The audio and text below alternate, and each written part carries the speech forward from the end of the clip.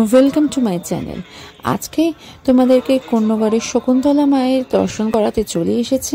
তো দেখো, এই বছরেতে মায়ের পুজো 135 বছরে পদার্পণ করেছে। আর এখানেতে এটা হলো কন্যগড়ের একটি বিখ্যাত পুজোয় প্রচুর মানুষের সমাগম হয়।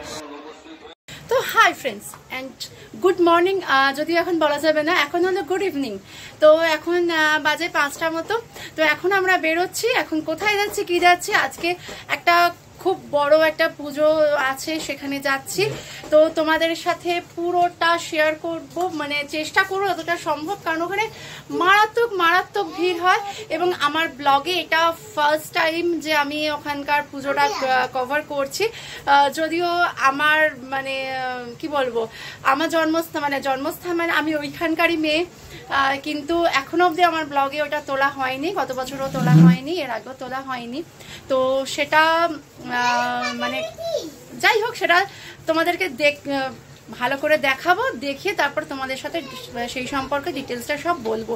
তো চলো চটপট আমরা বেরিয়ে পড়ি, আর গিয়ে ওই পুজোর জায়গায় গিয়ে তারপর তোমাদের সাথে দেখা হচ্ছে।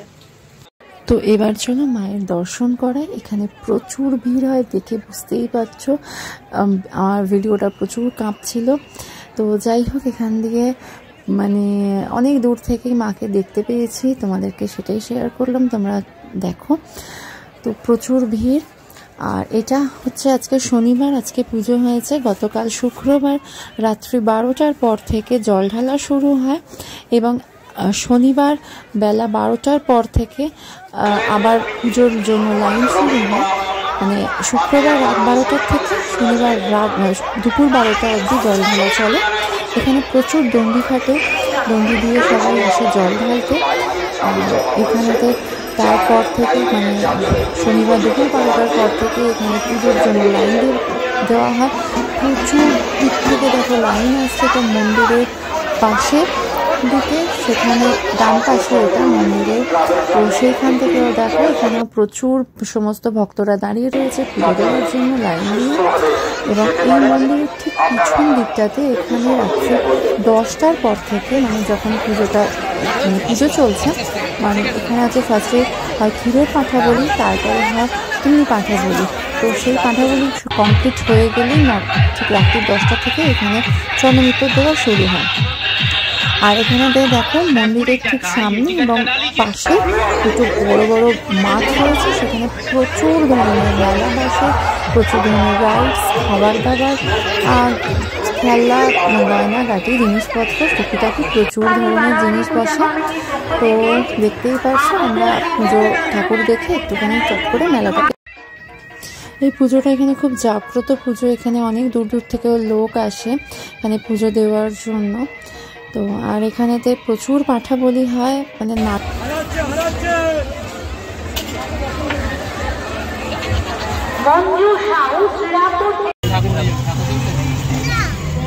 গাইস, দেখতেই পেলে এতক্ষণ ধরে তোমাদেরকে কি দেখালাম। এটা হলো কন্যগড়ের শকুন্তলা মায়ের পুজো। এখানে অ্যানাউন্সমেন্ট এতটাই হচ্ছে যে এখানে কিছু কথা শোনাই যাচ্ছে না। তো যাই হোক, তোমরা এতক্ষণ ধরে দেখলে ওখানে কিরকম ভিড় হয়েছে না হয়েছে, কোনখান দিয়ে কি হয় না হয় সব তোমাদের সাথে শেয়ার করলাম। কোনখান দিয়ে পুজো দেওয়া হয় এবং চন্দ্রমিত্র দেওয়া হয় 10টার পর থেকে। বলি যখন হয়, বলি হওয়ার পর থেকে চন্দ্রমিত্র দেওয়া হয়। প্রথমে হয় ক্ষীরের পাঁঠা বলি, তারপরে হয় এমনি পাঁঠা বলি, তারপরে চন্দ্রমিত্র দেওয়া শুরু হয়। তো সব তোমাদের সাথে শেয়ার করলাম যে কোনখান দিয়ে কী হচ্ছে না হচ্ছে।